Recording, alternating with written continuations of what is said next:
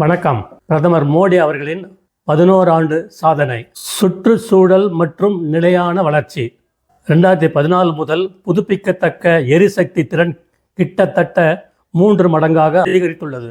India Paris காலநிலை மாற்ற ஒப்பந்தத்தின் இலக்கில் 40% புதைப்படிவ எரிபொருள் அல்லாத மூலங்களிலிருந்து மின்சாரம் என்ற இலக்கை அடைந்துள்ளது.